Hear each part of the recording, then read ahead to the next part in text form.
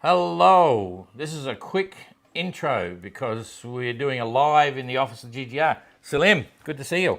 Thank you very much. Thank you for the invitation. Yeah, no, good to. I think you're the last entrant that we've got. I think that we've done the lives for everyone. Yeah, I think so. And you arrived when? A week ago?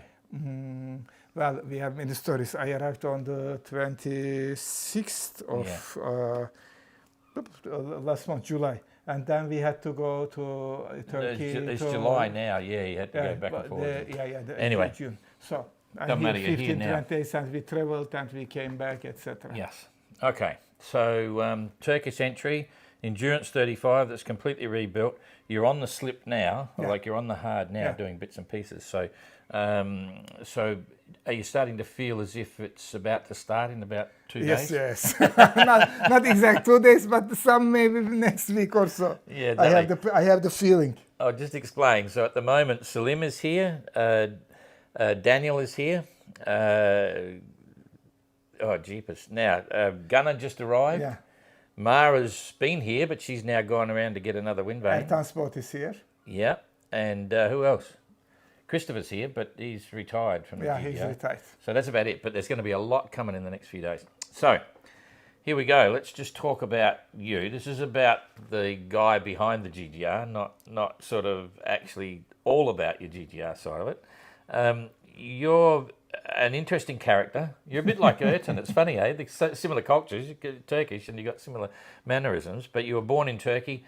Take us right back to school days, you know, how it all started, you know. Yeah, the story is with 8.5 or 9 years of age, I was always in love with the sea. It's a family story, and there are also some tragic aspects. We lost both on both sides, on the paternal and maternal sides, cousins on sea. Yeah. And one, before I was born, the only uncle in the mother's family, with 18 years of age, a brilliant student, etc., was a good rower and sailor.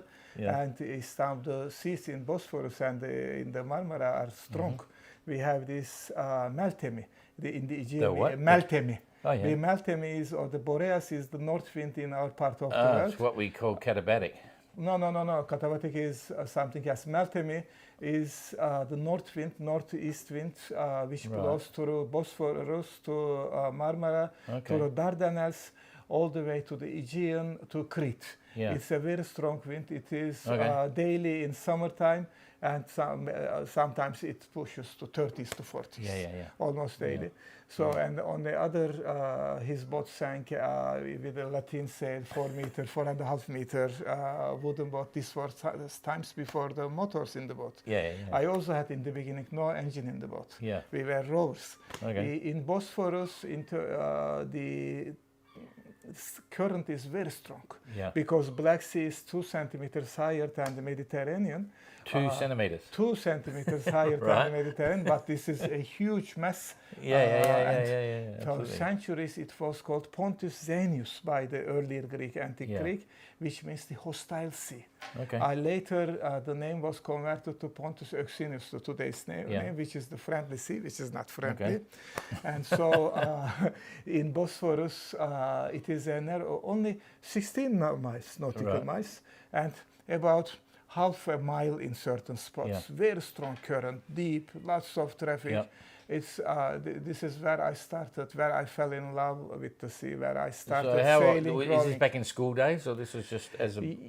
From childhood on, my mother's family had a summer house in the Prince Islands. This is a little bit south of Bosphorus, and it has this funny name, Prince Islands, Principonissa, on the original Greek. People think it is romantic. No, it was the island where the Byzantine princes, when they lost their political games, were exiled, made blind, and left to die. But now, in the 19th century, it was converted to luxury mansions. It's one of the most beautiful spots in the world. There I also fell in love with the sea. And my father's family is from the Golden Horn. Istanbul, Constantinople, or whatever it's called, has this one of the best harbors in the world. It was in the Roman times, Byzantine, Ottoman times, it was one of the most important harbors in the world. It's a long river, not a river in that actually, it's a geographical miracle. My father's family is from there. We have a 220 years old wooden family house. I'm the 6th generation over there. 220 made of wood. Yeah, it was made in early 19th century, and so that was where you were living. Yeah, I was kind of living because this part of the city became kind of slum over the century. Now it's touristic again. Now Istanbul's story is very interesting, and I fell in love in Istanbul with the sea. All right, we turned into a massive history lesson, and I suppose that's part of Turkey. I mean, it's an interesting part of the world. It's been there for a long time. Sounds a corny statement, but history goes back forever. Okay, so you go to school, you do really well at school, then and you're falling in love with the sea. What was like? Where did you go to from schooling? You know, did you go have a dream of what you wanted to do or vision for career or things like that? From the childhood on, I always wanted to be a captain, a sailor, something. And with 8-9 years of age, with my 3 years older brother, we started to build dinghies from plants. He was 3 years old. He was 3 years older, so I'm 8 and he is 11. And you started to build a boat. We were doing boats. And this was times of plywood. And we didn't have galvanized pins. We were using normal metal. And actually they were from plants. Do you remember the times of the Popular Science, Popular Mechanics? American magazine? We used to get them, they were like Bible. They were just doing the projects exactly. over there. The planes and everything. The planes, but the stories, they were in inch and feet. And we had to convert them to centimeters. I haven't thought about Popular Mechanics for probably 40, 50 years. But you're right, they were fantastic. In the late 50s and 60s, so in 71 or so, we found a bunch of Popular Mechanics in a basement. And then we started, my mathematics was good, I started to convert the feet-inch plans to metrics, and then we had to find some wood. So what was the first boat? You remember? Generally, we made 5 boats, only 2 of them see water, the others have seen only rainwater. So there were different plans, canoe plans, dinghy plans, rowing boat plans. And then when we... What did your parents think when you're doing that? Oh, they were... they thought it was children's game. But then when I was 12 years of age, we moved to Bosphorus, to northern Bosphorus. There I became the real sailor. And there the number 4 and number 5 boats were launched. But the Bosphorus is so interesting with the current from the north and with the Meltemi from the north. We always go downwind. People had to tow us back. Did you have a life jacket? No, these times, this was 72, 73. Life jackets were probably not very much invented. Exactly. Okay. And then, another story. My father also had interest in sea. We love sea, the Istanbul people. And then when he saw us, he saw very dedicated young sailors. He bought a local traditional kayiki. These are beautiful kayak. Kayiki. These are typical traditional Turkish, Greek, Ottoman boats. Beautiful. They like the dory, like furnitures. Like a dory? Like a dory, but the quality of the woodwork is something else. It's like a furniture, like a palace furniture. 4.90 m. And next thing, we with my brother, older brother, and with a friend, we stole a 10 centimeters to 10 centimeters to 4 meter wood. What you call it? Boat. No, wooden stick. It's 10 centimeters to 10 centimeters to 4 meter to make a mast. We stole it from a construction site. And then we rounded it and we buried the ashes. And you put your sheets up on it. With a Latin sail, we went with this small fishing boat. We went to sail out. So it was boats. And then I actually wrote down in my university, we call it the university, exam sheet, the ship construction engineering and also the merchant marine. But then there was this teacher who gave us a lecture before we started. About what you should do and what you should be studying. What you should do. Then I decided to become by chance, surgeon. Okay, so that's a pretty serious level of education, I suppose, to get to there. So, all right, let's cut straight to the quick. Your first job was obviously in the medical profession. Yeah. And you've become, since then, quite an acclaimed... Yeah, actually, my first job was with 12 years of age, 13 years of age, an apprentice to a boat painter. This was wooden boat times, and the painting of wooden boats is very tough and very time-consuming job. Yeah. It's an artisan job. So you're 12 and you started off on that. How long did you stick with that before you went to college? Actually, summertime and also in the good weather days in winter time, I was always helping this guy with whom I also went out fishing, and so I learned a lot from him. A lot. So my first job was actually for a few years. I made a little bit of pocket money from this source. Okay, so have you got brothers and sisters? I have two, one older, with this, we made this crazy projects, and one younger. But both of them lost their interest into sailing much earlier. So I'm the real dedicated. Okay, so you then become a professional surgeon, and you've since, I don't know a lot about your background, but I know you've had the other boat that you've got now. I had many boats. I had 12 boats, plus I have practically hundreds of boats. So was it cruising? Was it racing? Was it just local sailing? How did your sailing career evolve? When in the very early dinghies, and then when we put a 4-meter small mast, this stolen wooden piece. I'm mainly thinking of progressing from that. It didn't progress because in Bosphorus you hardly sail. Bosphorus is with this current, with this dominant north wind, rowing area. So I became a rower. I'm actually I'm an elite sculler and rower. I rowed in every possible, from doubles, once single shell, double scull, 4 scull, 8, 12, 2 with coxswain. Then at 79, I started medical school and gave a break to rowing. I was almost national team level. And then we had the coup d'etat in Turkey. We have this unfortunate incidents, political incidents. So I had to find a way, and so I stayed away a little bit from rowing, fishing. And funny thing, so in 86, when I graduated medical school, I was sent to the most distant area in Turkey, next to today's Georgian. Those years before it was communism time, Russian border. There was not proper electricity even, and I had there a very interesting medical service. Very short time. When I came back, there was a surprise. My 3 years older brother, with whom we made these dinghies, we constructed these dinghies, have bought a dream boat. It is maybe, those American New England boats, the Shields, and so these are day sailors, very sleek, basically like a dragon, like this Olympic dragon, but larger, longer, and faster, and more seaworthy.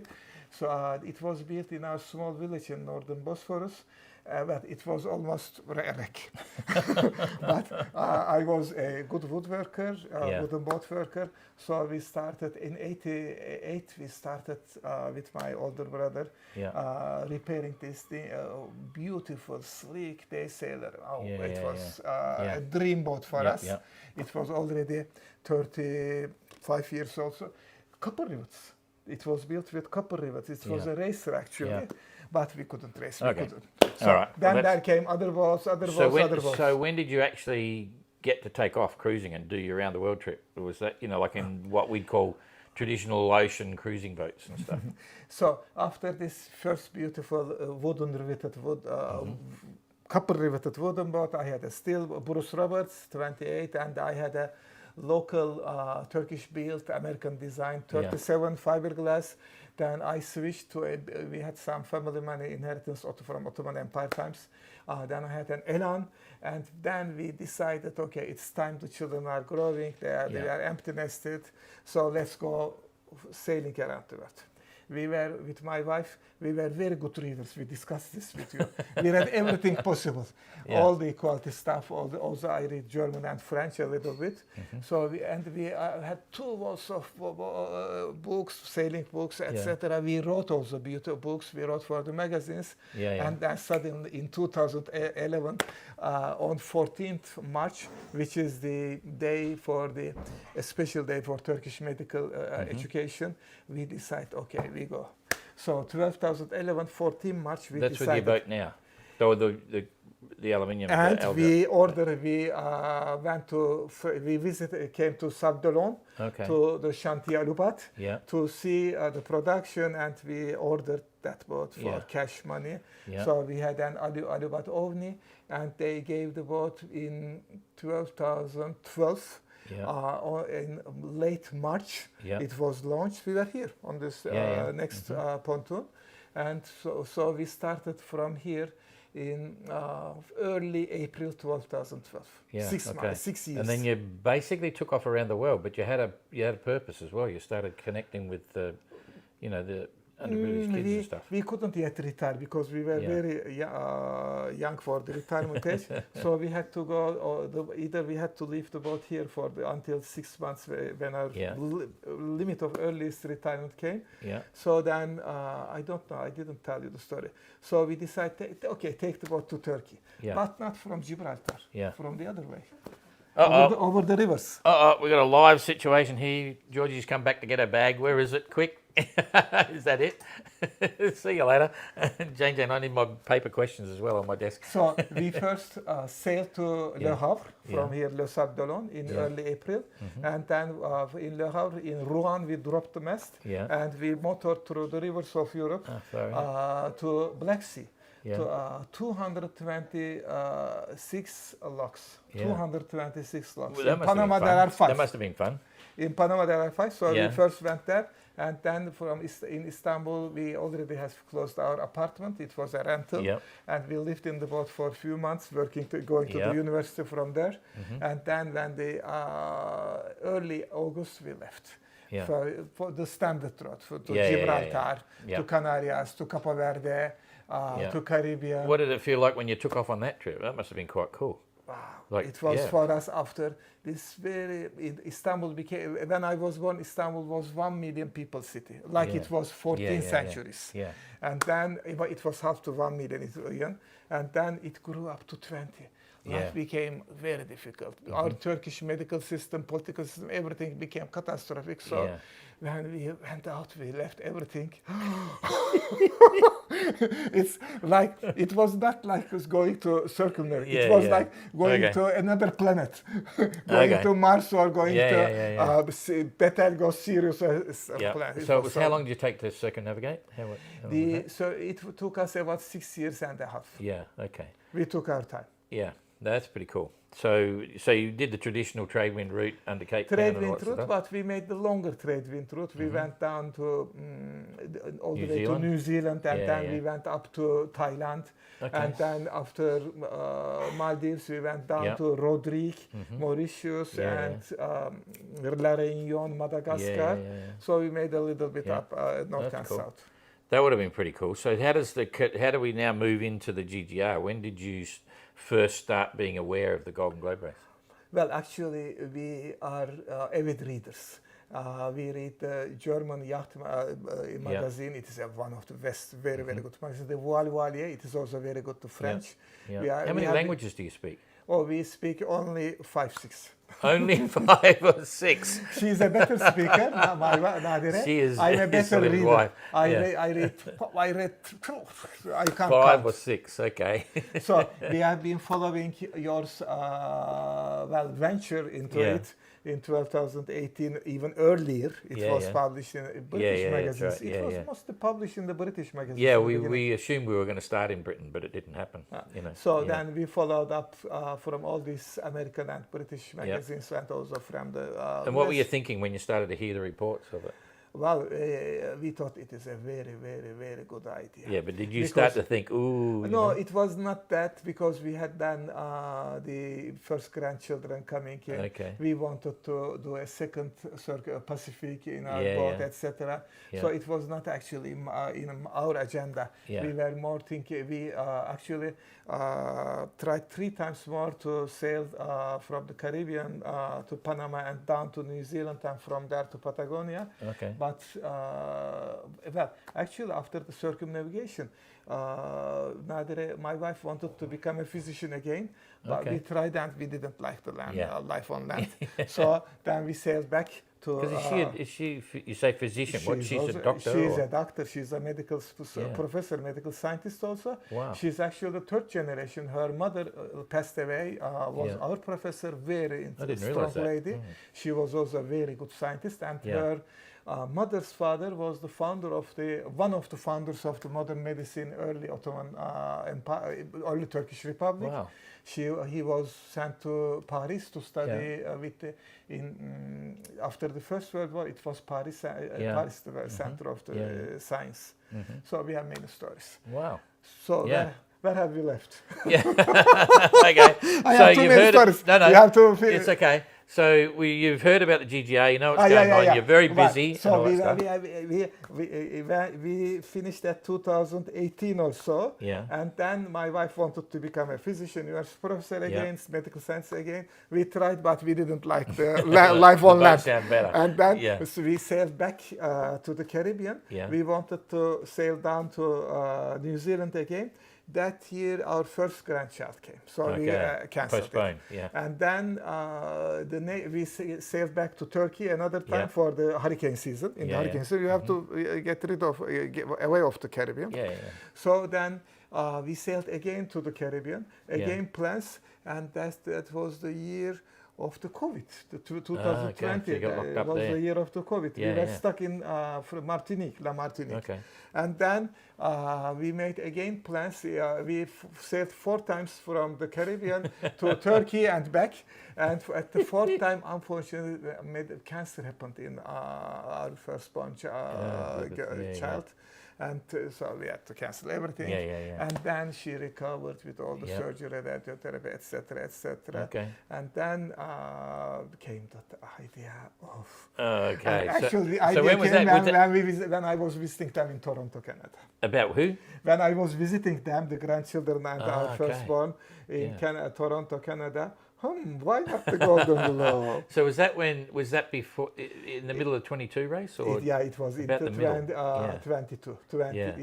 It was 22, later after the finish. Later, it was later 22, 23. And so you would have followed Ayrton as well, you know, you would have seen he pulled out and bits I was and following everything. And actually, then I saw this Ertan starting in 2012. That was the first time you'd seen him since you were a little boy, because I know you I saw Ertan, but I didn't yet recognize him. 2022, he started and he left. This was it. So interesting guy. He's Turkish and British, etc. Then I found out that my childhood friend. Anyway, that's how life goes. Okay, so you was it a sudden moment? What describe to me the moment? Say, maybe I should do this race. No. It was not a sudden moment. It was. It was not a sudden moment. Okay. Because we have been reading and we have been writing. We actually wrote an article about Motissier in 2003 in Turkish, in the major Turkish sailing magazine. We also wrote other articles about these ocean sailors. Our heroes had been these Hiscox and what else? This the guy who was Trecas Guzman sailing with. Smithens. We also wrote an article about Smithens. It's funny, so they're all my books as well, same stuff. It's hard to believe when you say that Hiscox. A few times. You say that I've got all the Hiscox books. They're like that thick. We were, my wife and we were stealing from each other. It's funny, you start to feel, cheapers, was it way back there? Hard to believe. Anyway, that's another story.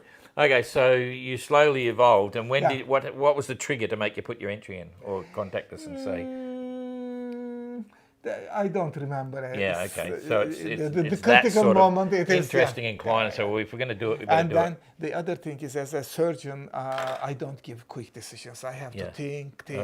I had been in the medical science as surgeon and as school medical professor for 20-something years. Yeah. So my mechanism of thinking is I always decide slowly. Yeah. That's cool. Okay, so before we get into all the things you're doing with the boat, you're well and truly into it now. I mean, it's going to start in 45 days or something or other. Is it delivering what you expected? Because I know you've had challenges. It is delivering better than what we expected. Yeah, okay. Interesting. It is because it is presumed to be a heavy boat. Well, you know, but for the followers, the Endurance 35 have been designed in 1969, and it has won this for those years very famous. I remember contest, well when they launched the boat. Contest, and one of our later friends' fathers was in the jury, etc., etc. Our friend Fethi Goodlander, Gary Goodlander, he's a famous author for many books and had this column in American Cruising World magazine for 30-something years. Yeah. With 22 years of age, or 21, he bought the plans for $25. With a special price because the father was in the jury. Makes me think how much I paid for plans for my boat. But anyway. The hippie generation, so it's 70 or so, 71 or 72. They started to build hippie generation. Five boats in a shed in an earlier left factory. The America was deindustrialized and they had this Were they concrete or timber? Ferro cement. Yeah, that's the same thing. That was my era. That's what happened. I was building a replica of Suhaili. It was concrete. Wow. It was a Canadian design, but it was basically Suhaili. And actually, from the 5 boats, 2 were launched, and on the first launch was Fethi's boat, and they called him Carlotta, and she worked as a waitress, and he did odd jobs too. And so we know the boat from their stories. Yeah. And then when I have seen the your list of proposed boats, Endurance 35. This was the boat. All right, before we get into the boat and all this, that and the other, I've got this usual process here of doing different things, saying stuff. I don't know if you've seen them, you might not have seen them, but this is going to be a word association. So I'm going to throw some words at you. Oh, jeepers. Here we go. I have got my glasses. Oh, jeepers, I usually have everything hanging here. So I'm going to say some words, and you just tell me the first thing that pops in your head, and people will be really surprised, okay? Fear. Fear. Well...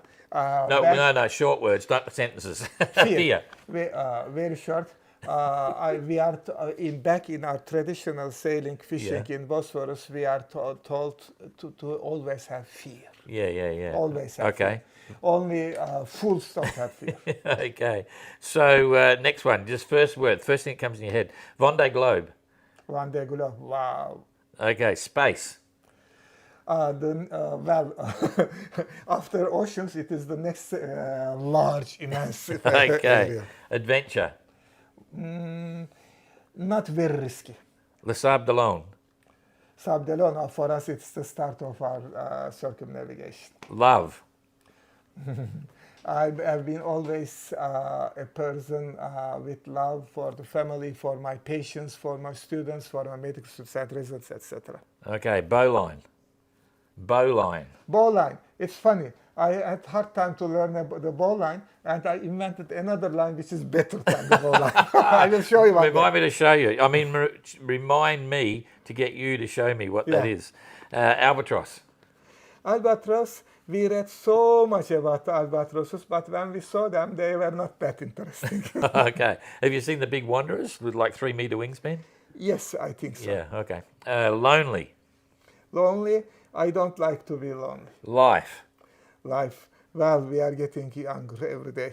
Southern Ocean. Southern Ocean, we had only a little bit of experience. Now I'm looking for longer experience in the Southern Ocean. Dreams. Life is a dream. Okay. Excitement. I always am excited when I go out the first few meters of the out. Okay. Overboard. I was only once overboard and I climbed back in half second. Risk. I'm not a risk taker. Cold. Cold. Cold. Well, it is acceptable. Yeah. Death. That life has one exit. Yeah. One way voice. Yeah. Holidays. Holidays. Holidays. Well, we spend all our holidays on what? Sleep. Sleep. It is like in this new coming year, it is for me a problem. I have to arrange my sleep patterns. In my 36 days of fourth qualifier, I was on 98% perfect with the sleep arrangements. Okay, Southern Ocean. You asked. Did I? Oh, I've already been there. Okay, inspiration. My inspiration comes actually from these two cousins lost in the that ocean, in the sea.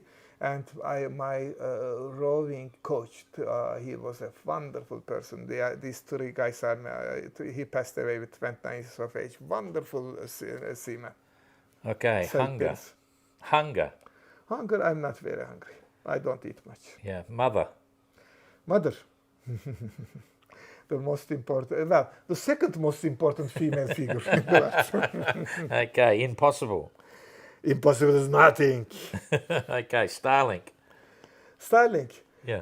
I don't like this being online every moment. The Iridium or the SSB was more seamanly. Yeah. Suhaili. Suhaili. Suhaili. It was one of our dream boats when we read it first time with this very few black and white photos in the book, in the original book, which was printed in the 70s probably. Yep. It was, It's funny, eh? Yeah, I was a bit the same. Anyway. I still remember the pages. Yeah, The construction part was for me more important than the sailing part. The construction part in India. The falling apart thing was the big one for me, as the boat's falling apart as he's sailing around the world. And it's like, holy dude. And for me, when he lost self-steering, it's crazy. It's absolutely crazy. Anyway. My boat also sails. Yeah. Without self-steering. You know something? We won't do it now, but a lot of people don't understand how the wind vane works. And when we've got these models built, you can actually work out how they work. But I'm not going to go into it now, but Jane's got the camera over here. But it's a funny frame, and people know the hydrovane or the wind pilot or the, whatever, the monitor and stuff. But this is what Robin designed, and it worked really well, but it's very vulnerable. You can see it's all out there. Anyway, we won't go there. We might do it later on. You're going to pick some numbers now. Pick a number between 1 and 10, and each one will come up with a question. 3. 3. Have you have any regrets? Do you have any regrets at all in life? In life? Regrets, yeah. I don't remember. Yeah, cool. 11 to 20. 11 to 20. Well, 17. 17. What would you do with €1 million? Well, not buy a new boat, because we are very happy with the only €1 million. Or leave it in bank and spend it. Spend it slowly, smartly. Slowly, yeah. Okay. 21 to 30. 27. Hang on. 21 to here we go. 27. Oh, this is a good one. What's the meaning of life? Actually, the meaning of life is family and the ocean. Family and sailing, both of them. Okay. 31 to 40. 33. 33. What would the perfect you be like?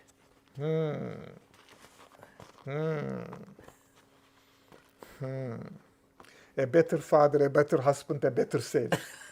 As a surgeon, I'm good as could be. But father, sailor, and husband, maybe not as good as I should be.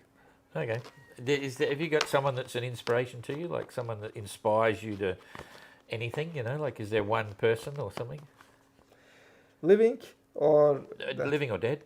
Living or dead. The Morticia is interesting character, but his style later in life, particularly, is not that advisable. Who else? Not going political or religious. I don't have a very special person to tell here. Yeah. Okay. Right. Hang on. We had 33, so it's 41 to 48. 47. 47. Are you are you a leader or a follower? I'm kind of a leader, I think, because as a so many years as a professor in medical school in surgical teams, I had to educate all these young people, and I had to go through the operation to the end.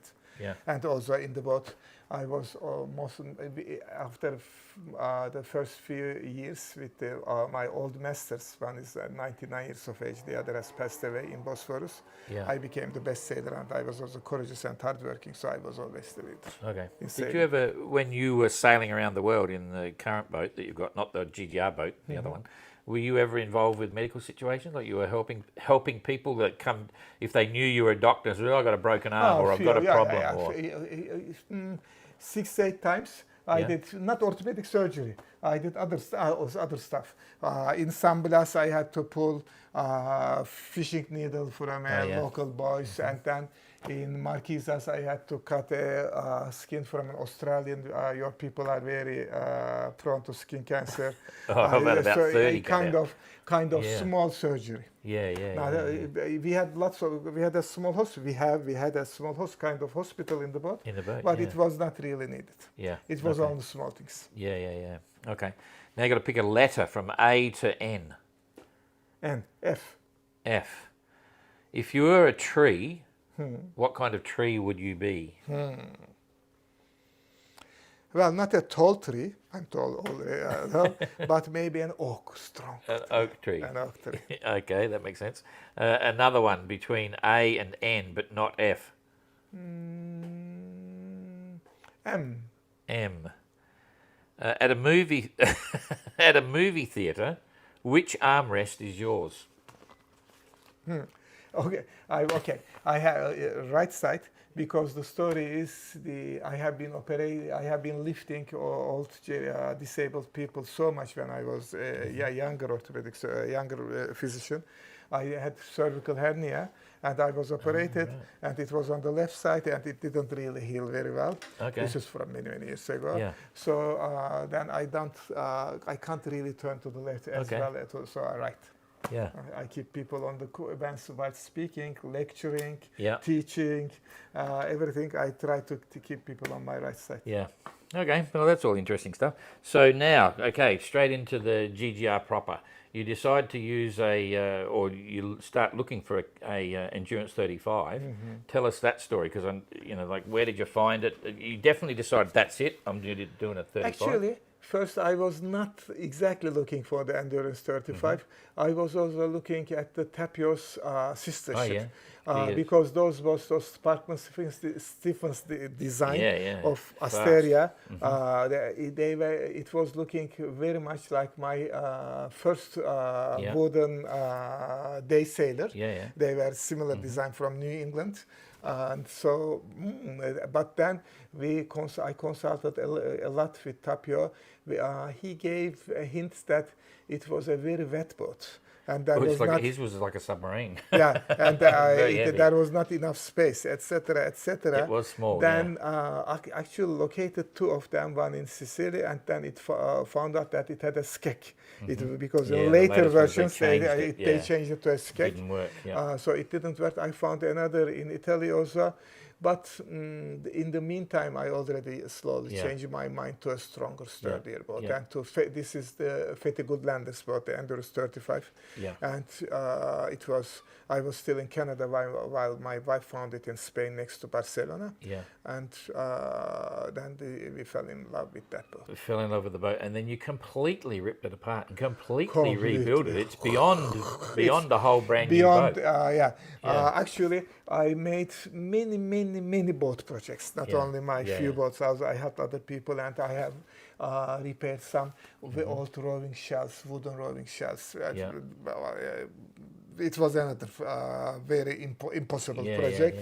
So this became one of the most impossible projects of my life. And with your help, now the boat is back in life, and it is as sturdy as possible. And it is a very interesting. So I actually started that topic. It should be a slow sailor. No, it's a good sailor. No, well, I was really surprised. We had Igor, a Russian entrant in 2018. He had a fantastic endurance as well. And you get to know it, but you don't watch them sailing all the time and blah blah blah. Cut a long story short, we saw him sailing into Lanzarote, and the boat was flying. And not only that, it looked light because it could carry the weight. A lot of this the other is the boats, other story. because such the a other big boat boat. sank, Absolutely, and yeah. they lose their hydrodynamics. Yeah. And this boat, actually, when I didn't send you that photos out of Gibraltar. I found the good winds. Gibraltar is like the Bosphorus, but larger and wider with currents, and I have some ideas about straight sailing with the currents, counter currents. I found the good wind, and I found the good spot where the current is less or even a counter current, positive to me. And it was blowing about 25, 30s with the fourth reef. With the first reef and half stay sail. I made 8.5 for 2 hours. 8.5 for 2 hours. They can go. And fourth reef. But you've got a shorter rig as well. So, which is an interesting story, because I thought I could tell straight away. It just didn't look. It just looked a bit shorter. And that was because of the transport. It was, The story is the boat was almost a wreck. People told me, don't sail this to Turkey all the way from Spain for the refit, reconstruction, send it by ship or truck. It was a shame. So for me, how are you saying that? So I sailed it, but it was really a wreck. The sails, the rigging, the mast, everything was actually almost a wreck. So we throw everything away. The sail was in rocks, etc. So we had to order a mast, and then we could buy also a Turkish mast, but I couldn't believe in the quality for the Southern Ocean sailing. Much better than me. How many people have lost their rig? So the masts are built here in France. So it had to be tracked, and if it was taller than 13.5 meters, it would cost unimaginable. 13.5 would fit inside a 40-foot container or something. Truck, and it came only for $1,000. It's nothing. The other would be 8,000, 7,000. Okay, so it's set up for the rig. Anyway, that's cool. But I have enough sail. I have, with the exception of the first 2 weather, after at force 3 or force 3 plus, I have to put a reef on the main. There's enough sail. No, it'll be interesting to see how it goes. But what's been your biggest challenge so far to get to where you are today? With the like today, you're on the hard, you're still working and stuff. What's been the biggest challenge from start to finish? The biggest challenge is I had sometimes worries that this boat could ever be made to the quality of the necessary quality for the Golden Globe race. In the first, after the first month or so, I had a grey period of few months when I was thinking, I never gambled. We never gambled, not one penny. But when in gamblers, when you lose you start to lose, you have to leave the table with. So I was thinking of, okay, when we leave it now, it is about $30,000-$40,000. Oh, Jacob. So it would be acceptable. Probably 10 times that much. So then after a few months, when the boat started to take shape, and I was my project in the brain was becoming reality. Then you can't stop, eh? There's no then, half then I couldn't stop. Then I was okay. But there was this grey period. But I didn't tell too many people. Very few people know that there was this grey period. Yep, no, it's an impressive boat, that's for sure. So, okay, and what's your opinion now in terms of do you visualize the end? Like, do you visualize the finish, or how are you thinking about the race, the challenge, the adventure? Yeah, actually, because it's all about the boat at the moment, getting to the start line and stuff. Going to the sailing part, you advised to make the 4,000 miles the qualification, not shorter. It was a good advice. We already lost about 1 month or 40-something days in the Mediterranean, first because of the storms, then because there was no good wind. And then I had to do this Azores and back. In those 36 days, I've seen that it would be a nice voyage. It will be a nice voyage. Okay. I'm looking forward. It will be a very nice voyage. My problem is I can't find a cat. Because in Turkey, you can't find a what? I can't find the cat. I asked you, I want to take a cat with me. Oh, that's what I thought you said, But the cat. The problem I is... didn't bring it up again, because for those that don't know, I get this message from saying, excuse me, Don, what would happen if I had a cat on board? And we thought about it. We wouldn't allow a dog, because they're not so stable and everything. But a cat, I said, well, you know, and I had a conversation with a few people, and we said, well, you know, a lot of boats have had cats, you know, so you're still looking. The problem is we found out later, much later, that from Turkey, to take out a cat takes 4 to 5 months. The paperwork, the bureaucracy. And here in France and Spain, we are still looking to find a shelter where we can take a cat. Oh, jeepers, even today we get a refusal from Chateau d'Olonne. There is a shelter. We speak French with our best French. We talk to them, but they didn't give a cat to a boat. We got 3 cats at home. Aha. They're about that big. In the boat? They're strays, but we sort of look after them. You should talk to Jane. We had a ginger one and 2 black and white ones. The black and white with white feet and stuff. Anyway. The most sympathetic animals. They're not our cats, but yeah, they come wandering all the time. Anyway, so you still want to try and find a cat? Yes, we are trying. Yeah, okay. In France and Spain. Yeah, okay. Well, that's interesting. All right, so what are you looking forward to most besides starting the race? Like in terms of the whole trip around the world, what would you say is the vision, the driving force, or, you know, the experience? A very good question. Or haven't you even thought about it yet? It's just a challenge. Not much, because there are so many different aspects of this voyage. Okay, this is there interesting. There are so many different aspects of this voyage. It's a mosaic. I can't tell that it is do the Cape Horn or go finish first or this or that. It's a mosaic. So do you think okay? It's hard to define any one point, but it's obviously drawn you in. You know, physically, mentally, financially, everything. It's huge.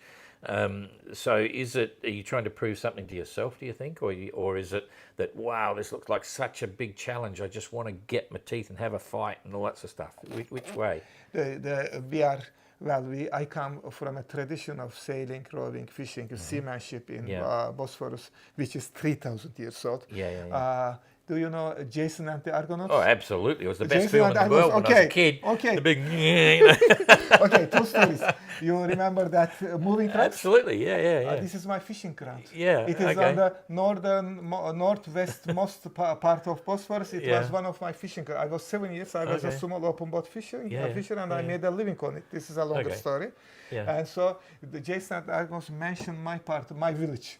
So this is, and we have this generations and generations knowledge, and I grew up looking this. So then it's like, and from then we learned that you have to be very respectful with the ocean, not challenge, not unnecessary risk. Okay, but I'm just trying to get behind you because you're a pretty intelligent sort of guy, but you've done a big circumnavigation around the world. You've sailed back and forth across the Atlantic. You got the GGR. Not everyone, but a lot of people want to do the GGR. It's solo and this, that, and the other. I'm trying to find, is it just because it's considered to be the ultimate, or it's like got more of an attraction now? Because you've got a huge advantage, because everyone that's done a circumnavigation before they do the GGR, they're the ones that finish. Touch wood, and there's no guarantee on anything. They sell the boat and they go by another part. No, they finish, because they're at one with the sea. They understand the sea, so all they've got to do is put up with the boat and the challenge and all that stuff. But I'm just trying to get you to sort of try and give me a feeling of what is it? What is it that decided you to go there? Is it because it's a race, or is it because it's I don't know. Everyone's got a different Actually, it is following the footsteps of these famous guys. These famous guys. It was not. You want to try it out. You want to experience what they did. It was not only Slocum. It is a century of these people, about 80 years of these people who did this solo sailing around the world, and in very small boats, no technology. They didn't have electricity. They had just their candles if they could fire a match. I agree, because it's a chance to step back in time, basically, and do it the way they did it, which is actually the reason we... you are a little bit senior than me, but then there is another aspect for me. The times have changed so much. Oh, yeah, totally. And then your project, Thank Which you one? again. Your The project, GGR. the GGR, Yeah. takes me back to this beautiful times Absolutely. of sailing. Yep. Now, I don't want to tell whatever I think about this new 3-story, 4-story high catamarans with a butterfly mainsail over there. They are as wide as they are large. And although actually, you're right. It's given purpose to the whole idea of the boat, even. You know, getting back to making it raw, basic, original, romantic, peaceful. Yeah. It's not a challenge for me. It is for me. It is a chance. We are getting younger every day. We are almost soon 70. So, and as long as we are just a boy, don't worry. 70 is the new 30. So it is a very good chance to enjoy this beautiful, classical, original, romantic sailing. Yeah. So when you did your circumnavigation on the other boat, did you ever use a sextant and celestial and stuff for fun or anything like that? We actually was always looking for a sextant, but we couldn't buy. We did not buy. We bought the celestial navigation book. Look into it. It's very romantic. Okay. In Fiji, we found for $20 or $30 from an old American couple, the retiring American couple, this beautiful DDR, German Democratic Republic, Freiburger or this beautiful machine. And then we took it to New Zealand. In New Zealand, we met one of our heroes, Alva Simon.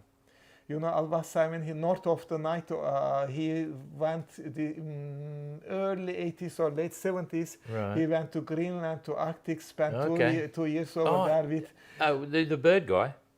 Is he a bird guy? No, this is not the bird guy. I think another guy, the bird. The cat. So this is in the early 80s or late 70s. We asked him, we became very close friends in the boatyard, etc. We asked him, please show us the sextant, etc. And now I'm learning to say. I learned the sextant. Almost 95% is good. I'm trying to do star shots and the planet shots. Yeah. Because that's the other thing, you know, with the GGR, you've got the classic boat, so there's a real reason and fun to go back to the bases there. And then when you come back to the celestial bit, it's a serious reason to use a sextant.